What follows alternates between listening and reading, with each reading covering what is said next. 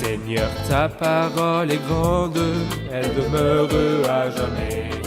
Ta parole est infaillible, rien ne peut la supprimer. Bienvenue, chers spectateurs, je vous souhaite la bienvenue, ainsi qu'à tous nos spectateurs partout dans le monde, à un nouvel épisode du programme d'études quotidien Toute la Bible. Nous sommes toujours dans notre étude des livres de l'Ancien Testament, précisément le livre d'Ésaïe, dans lequel nous sommes arrivés au chapitre 40. Et par le chapitre 40, nous commençons une nouvelle partie de ce grand livre, le livre du prophète Ésaïe. Permettez-moi tout d'abord de souhaiter la bienvenue à mon invité, le serviteur du Seigneur, que j'ai l'honneur d'avoir en studio, le frère Youssef Riyad. Bienvenue, frère Youssef. Merci beaucoup, frère Riyad. Nous saluons également le public qui est avec nous, nous sommes ravis de vous avoir. Nous poursuivrons l'étude, nous inscrirons nos commentaires, et à la fin, nous passerons en revue l'épisode. Chers spectateurs, nous allons commencer l'étude dans quelques instants. Restez avec nous.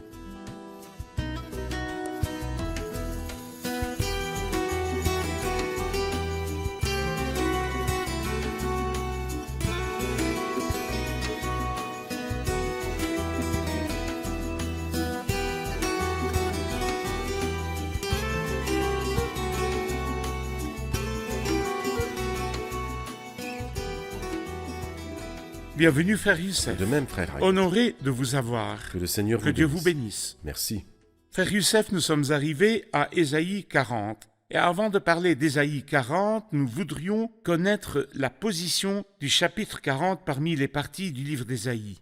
Eh bien, le chapitre 40 est le début de la deuxième partie. Certains l'appellent le deuxième livre du livre d'Ésaïe. Le premier livre va du chapitre 1 jusqu'au chapitre 39, et il est divisé en 4 parties. Nous les avions déjà étudiées. Je les rappelle aux téléspectateurs, du chapitre 1 au chapitre 12, la partie des visions, les chapitres 13 jusqu'à 27, la partie des messages, les chapitres 28 jusqu'à 35, la partie des malheurs. Ensuite, c'est la partie historique du chapitre 36 jusqu'au chapitre 39. Nous remarquons qu'à la fin du chapitre 39, il parle de l'apparition du roi de Babylone et qu'il captivera. Bien qu'à cette époque, Babylone n'était pas une grande puissance, mais nous savons que des centaines d'années plus tard, le roi de Babylone est venu et a captivé beaucoup de gens, comme il est mentionné ici exactement. Ensuite, à partir du chapitre 40 au chapitre 48, ce sont 9 chapitres qui parlent d'une idée, 9 autres chapitres parlent d'une autre idée, et puis les 9 chapitres suivants parlent d'une troisième idée, et le total est de 27 chapitres. 3 par 9. Du chapitre 40 jusqu'au chapitre 66, cela fait 3 groupes comportant 9 chapitres chacun. La première partie parle de l'exil babylonien et le retour de cet exil.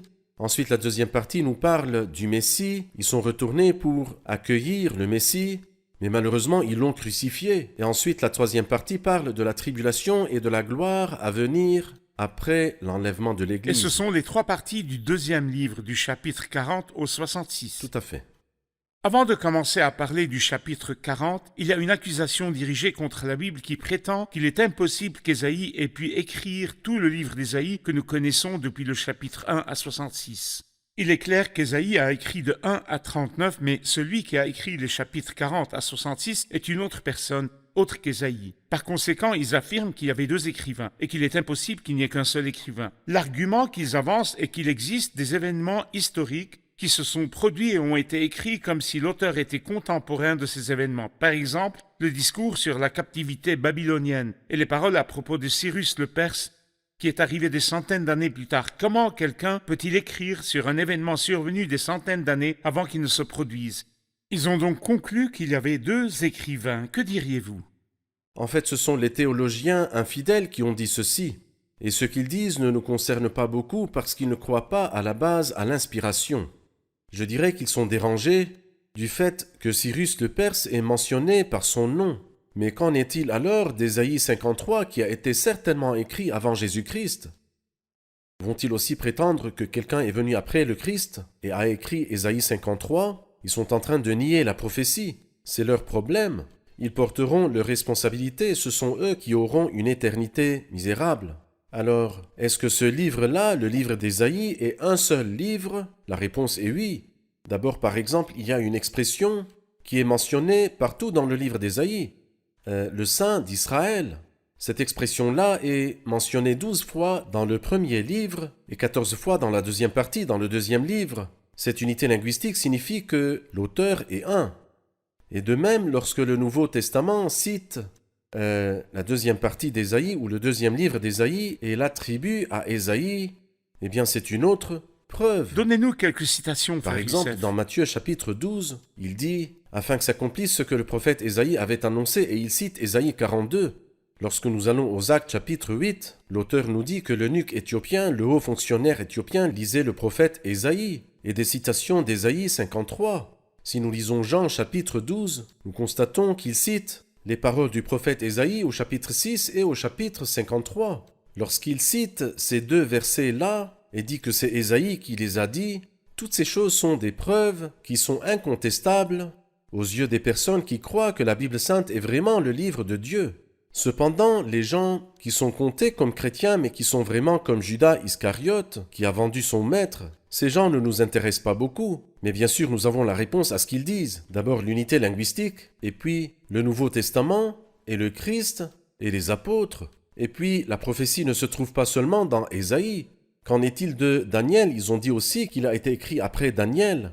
Et que dire du discours du Christ lui-même, dans Matthieu chapitre 24, qui s'accomplit de nos jours, qui nous le disent? Comment peut-on expliquer l'accomplissement d'un tel discours? Ce sont des gens qui nient la prophétie, et leur problème leur appartient. J'aimerais citer une phrase que vous avez mentionnée au début de notre étude de ce livre. Comme le corps d'Ésaïe a été scié en deux parties, Oui. donc les adversaires tentent de diviser ce livre à deux sections, deux livres. C'est vrai. L'un écrit par Ésaïe et l'autre par quelqu'un d'autre. Quelles sont les parties et les idées principales de ce chapitre, chapitre 40? Oui, alors le chapitre 40 comprend 4 parties. À partir du verset 1 jusqu'au verset 11, nous pouvons dire que c'est la providence ininterrompue, car Dieu n'arrête pas de s'occuper de son peuple. Ensuite, à partir du verset 12 et jusqu'au verset 16, nous pouvons l'appeler le pouvoir illimité. Puis à partir du verset 18 et jusqu'au verset 26, nous pouvons l'appeler la gloire dévoilée. Et puis enfin, la dernière partie, du verset 27 jusqu'à la fin du chapitre, je l'appellerai l'aide qui ne défaille pas. Laissez-moi lire les versets 1 et 2 pour revenir vers vous avec une question. Consolez, consolez mon peuple, dit votre Dieu. Parlez au cœur de Jérusalem, criez-lui que sa période de combat est terminée, que sa faute est expiée, qu'elle a reçu de l'Éternel 2 fois le prix de ses péchés. Ce chapitre, qui est le début de la partie 2, commence par consoler, la consolation. Que voyez-vous dans ceci comme ouverture de cette partie et ce chapitre? Eh bien, en fait, le premier verset qui inaugure cette partie ou ce livre est relié au sujet de cette partie. Tout d'abord, la répétition « consoler, consoler » est pour l'assurance. Mais il y a une autre signification.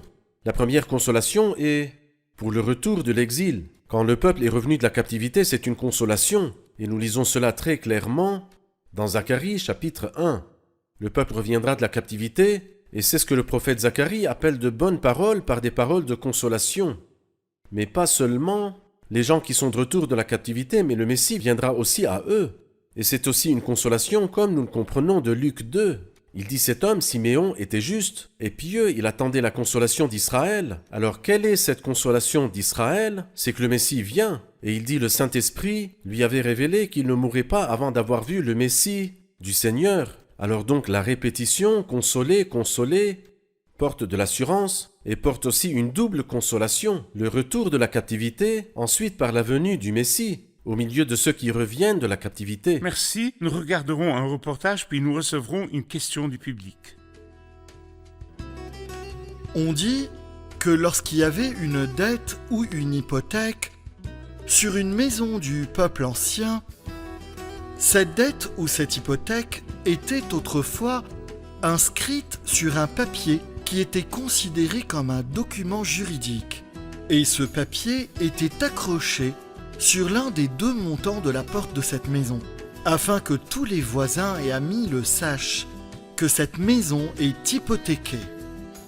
Le créancier hypothécaire conservait une 2e copie de ce document, et lorsque l'hypothèque était payée, le 2e exemplaire était alors fixé sur l'autre montant de la porte, pour que tout le monde sache que la dette avait été entièrement payée. C'est ce que signifie l'expression qu'elle a reçu de l'Éternel 2 fois le prix de ses péchés. J'ai une question sur le verset 2, qu'elle a reçu de l'Éternel 2 fois le prix de ses péchés. J'aimerais savoir si le Seigneur l'a 2 fois récompensé ou l'a 2 fois puni. Une question importante, frère Youssef, allez-y. Bien sûr, ici, le sujet porte sur la punition. Dieu les a doublement punis pour leurs péchés par la captivité. Et je pense qu'il y a une référence à cela dans le livre de Jérémie, chapitre 16, verset 18. « Je leur rendrai d'abord le double de ce que méritent leurs fautes et leurs péchés, parce qu'ils ont porté atteinte à mon pays. » La captivité babylonienne était pour eux une humiliation terrible. Et en conséquence, ils se sont repentis.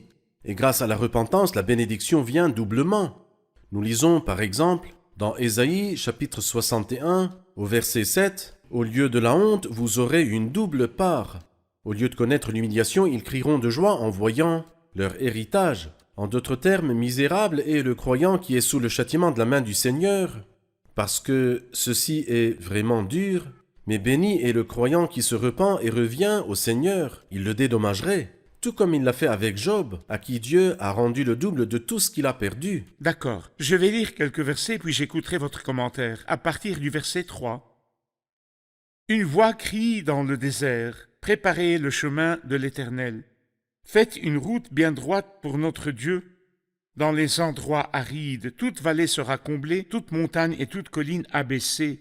Ce qui est tortueux sera redressé et les endroits rocailleux aplanis. Alors la gloire de l'Éternel sera révélée et au même instant tout homme la verra. Oui, c'est l'Éternel qui l'affirme. » Cette partie commence par la voix de quelqu'un criant dans le désert par un cri. Puis il parle d'un appel à préparer la voie pour annoncer la gloire du Seigneur. Que voyez-vous là-dedans? Bien sûr, c'est une prophétie claire à propos de Jean-Baptiste, parce que les 4 évangiles, Matthieu, Marc, Luc et Jean, citent justement ce verset à propos de Jean-Baptiste. Qui est donc la voix qui crie dans le désert ou la voix de celui qui crie dans le désert? Eh bien, c'est Jean-Baptiste. Et que dit-il? Il dit « Préparez le chemin de l'Éternel, faites une route bien droite pour notre Dieu dans les endroits arides. » Et il dit quelques phrases qu'il est bon de comprendre moralement. Ces mots étaient littéralement appliqués quand un personnage important devait venir. Les routes n'étaient pas pleines, elles n'étaient pas pavées comme aujourd'hui. Alors il était nécessaire que quelqu'un vienne d'abord préparer le chemin. Ainsi il soulève la vallée et abaisse les montagnes et les collines. Pour que le char passe. Le char du roi ou du personnage important puisse passer. Alors donc c'était Jean-Baptiste qui faisait cela. Ainsi donc, il travaillait ce qui était bas pour le soulever. Il élevait par exemple les mœurs dégénérées, et il abaissait tout orgueil, il abaissait toute montagne, il abaissait toute colline. Il était contre les orgueilleux. Le sol irrégulier devenait plat. Les endroits accidentés, les endroits rocailleux s'aplanissaient. Ce qui est tortueux sera redressé et les endroits rocailleux aplanis. C'est-à-dire, ce qu'il faisait, c'est nettoyer et améliorer les mœurs de la nation pour qu'ils reçoivent le Messie. Mais malheureusement, qu'ont-ils fait de Jean-Baptiste ? Et qu'ont-ils fait du Messie lui-même plus tard? Ils ont rejeté Jean-Baptiste et ont préféré une danseuse à lui, et ils ont tué le Christ et lui ont préféré un brigand pécheur. D'accord. Nous allons prendre une question du public si vous le permettez. Nous avons besoin d'une clarification des paroles mentionnées au verset 6 et 7. Une voix a dit « Proclame un message ». Et j'ai répondu « Que dois-je proclamer » ? Toute créature est comme l'herbe, et toute sa beauté comme la fleur des champs. L'herbe sèche et la fleur tombe quand le vent de l'Éternel souffle dessus. Vraiment, le peuple est pareil à l'herbe. Nous avons besoin d'une clarification sur ces paroles. Une clarification. Frère Youssef, veuillez expliquer ces paroles à partir du verset 6. Eh bien, une voix a dit « Proclame un message en élevant la voix ». Il dit « Que dois-je proclamer ?» Le sujet du cri est « Toute créature est comme l'herbe, et toute sa beauté comme la fleur des champs ». L'apôtre Pierre a cité ces paroles dans sa première épître au chapitre 1. Et il a aussi terminé son discours en disant « Mais la parole du Seigneur subsiste éternellement ». Et je crois que Pierre a expérimenté cela. Qu'a-t-il vécu? Que toute créature est comme l'herbe. Arrêtez de placer votre confiance dans l'homme. Un jour le Seigneur dit à Pierre, il lui dit « Vous trébucherez tous cette nuit car il est écrit ». Alors il dit « Vous trébucherez ». Cependant le Christ fonde ses paroles non seulement sur sa connaissance absolue, mais sur ce qui est écrit, je frapperai le berger et les brebis du troupeau seront dispersées. Pierre lui dit non, même si tous trébuchent à cause de toi, ce ne sera jamais mon cas, je suis différent. Il s'est avéré que les paroles du Christ sont vraies, et que les paroles de la Bible sont vraies, et que toute créature est comme l'herbe, et toute sa beauté comme la fleur des champs, comme elle est courte, sa durée, comme elle est courte la durée de la loyauté de Pierre et de sa volonté de mourir à la place de son maître. Mais quand l'épreuve est arrivée, il a été prouvé que toute créature est comme l'herbe, et toute sa beauté comme la fleur des champs, mais la parole de notre Dieu subsiste éternellement. Lâchez prise sur l'orgueil. Absolument tout ce que la Bible sainte dit à propos de l'homme, acceptez-le sans aucune discussion parce que c'est la vraie parole. Pierre a également expérimenté que toute chair et toute gloire sont comme l'herbe. Par exemple, Hérode, avec Oui. sa grandeur et sa gloire, sa Exactement. fleur s'est desséchée en une nuit. Mais ce que le Seigneur a dit à Pierre, mais quand tu seras vieux, a été accompli. C'est un contraste entre la gloire de l'homme et la souveraineté et la constance de la parole de Dieu. En fait, frère Ayad, au chapitre 12 du livre des Actes des Apôtres, la gloire d'Hérode avait atteint son apogée au point qu'on lui dise « c'est la voix d'un Dieu et non d'un être humain ». Un ange du Seigneur le frappa, il mourut rongé par les vers. Quant à la parole de Dieu, elle se propageait de plus en plus. Le chapitre C'est vrai. se termine avec l'accroissement, la propagation de la parole de Dieu, tandis qu'Hérode, le Dieu, a été mangé par des vers jusqu'au dernier souffle. C'est vrai. Frère Youssef, après l'appel précédent, il y a aussi un autre appel dans les versets 9 à 11 au verset 9. Monte sur une haute montagne, Sion, pour annoncer la bonne nouvelle. Élève avec force ta voix, Jérusalem, pour proclamer la bonne nouvelle. Élève ta voix, n'aie pas peur. Dis aux villes de Juda, voici votre Dieu. Le Seigneur l'Éternel vient avec puissance et son bras lui assure la souveraineté. Il a son salaire avec lui et sa récompense est devant lui. Pareil à un berger, il s'occupera de son troupeau, il prendra les agneaux dans ses bras et les portera contre sa poitrine, il conduira les brebis qui allaitent. Que voyez-vous dans cet appel?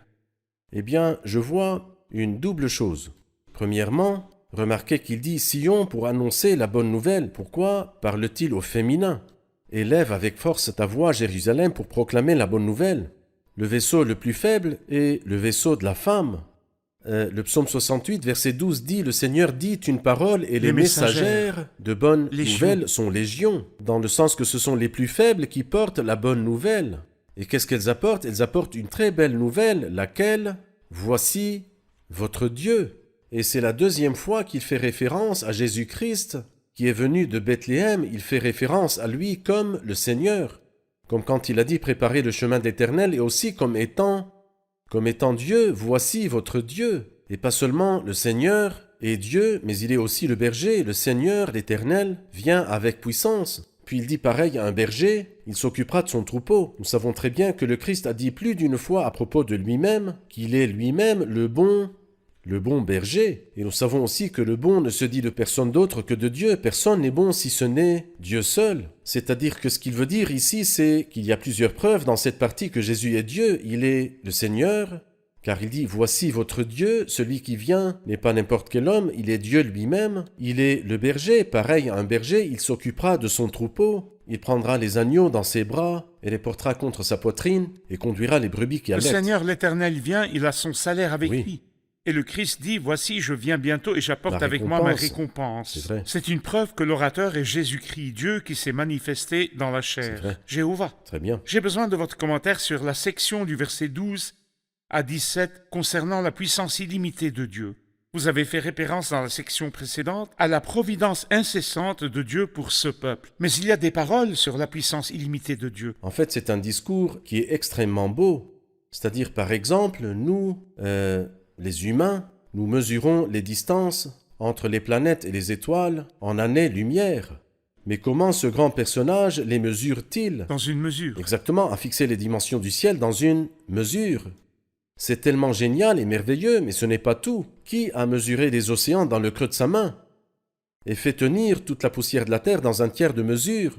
Qui a pesé les montagnes à la balance? Puis ensuite il dit, verset 15, les nations sont pareilles à une goutte d'eau, c'est-à-dire sans valeur. Si quelqu'un tient un seau d'eau et qu'une goutte tombe, il ne se soucierait pas de cette goutte qui est tombée. Il dit, les nations sont pareilles à une goutte d'eau qui tombe d'un seau, elles sont comme de la poussière sur une balance.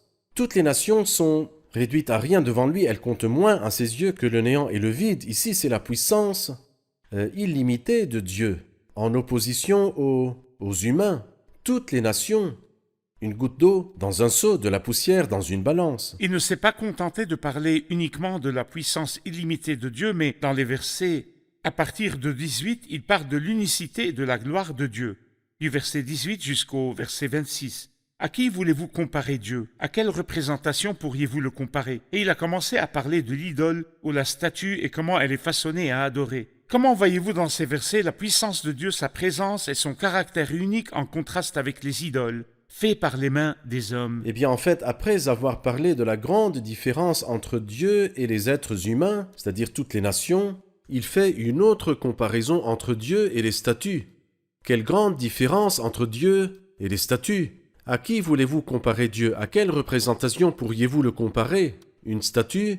Pouvons-nous assimiler Dieu à la statue? C'est un artisan qui fond la statue. Puis un orfèvre la couvre d'or, et celui qui est trop pauvre pour une telle offrande choisit un bois qui ne pourrisse pas, il sollicite les services d'un artisan assez habile pour fabriquer une sculpture sacrée qui ne soit pas branlante ou qui ne tombe pas. Ce qui veut dire qu'il doit la stabiliser, comme le cas de Dagon qui est tombé dans le passé. Alors à qui voulez-vous comparer Dieu? Mais en fait, frère Ayad, nous voyons dans cette partie-là la splendeur de la Bible sainte. Les dirigeants incroyants critiquent le fait que Ésaïe parle avant Cyrus le Perse et le mentionne par son nom. Ici, c'est bien avant Copernic et bien avant Magellan et bien avant le Christophe Colomb. La Bible sainte nous parle ici d'un fait scientifique qui n'était connu qu'au cours des siècles passés récents. La sphéricité de la Terre qui siège au-dessus du cercle de la Terre. Parce que tous les peuples anciens pensaient que la Terre était plate et qu'elle repose sur des piliers. Mais ici, il dit qu'il siège au-dessus du cercle de la terre. Et Job dit avant lui qu'il suspend la terre sur le vide. Qui aurait pensé que la terre navigue à travers le vide? Alors il pensait que la terre était portée par des piliers. Eh bien, alors, il est clair que la Bible sainte parle en effet de faits scientifiques. Bien sûr, ce n'est pas un livre scientifique. En premier lieu, nous sommes d'accord, mais ce qui est mentionné est scientifiquement correct. Exactement, Dieu ne peut pas se tromper, loin de là, jamais. Merci frère Youssef, nous sommes arrivés à la fin de l'épisode. Il existe néanmoins quelques idées intéressantes et bénéfiques dans le chapitre 40 que nous essayerons de discuter dans le prochain épisode. Merci, nous allons réviser l'épisode avec le public.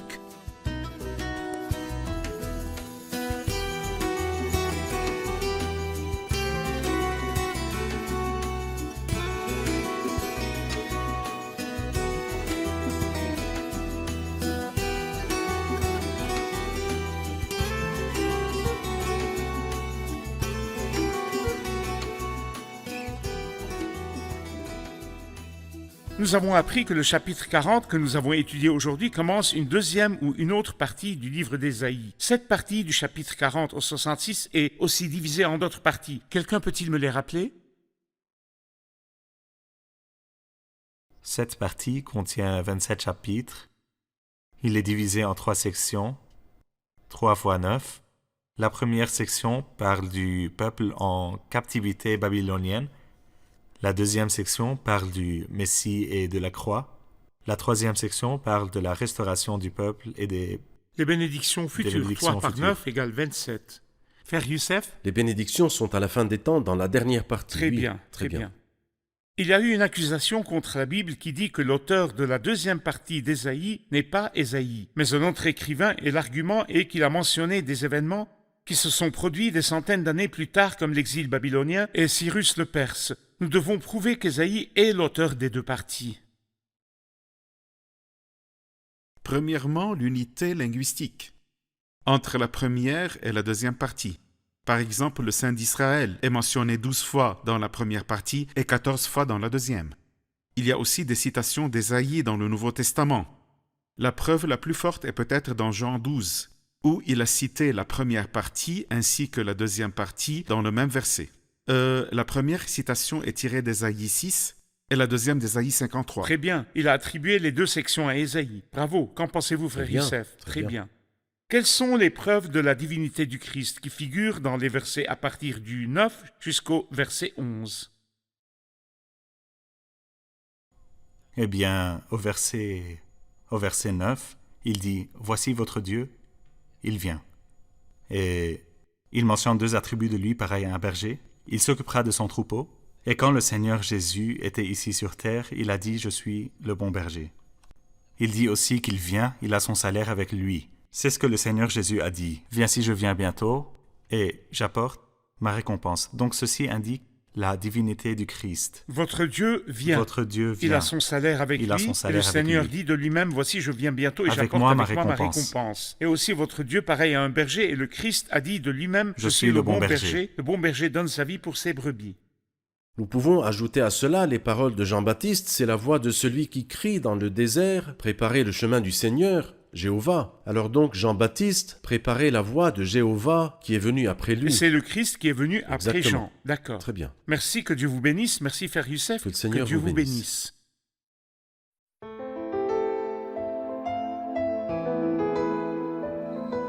Seigneur, ta parole est grande, elle demeure à jamais. Ta parole est infaillible, rien ne peut la supprimer.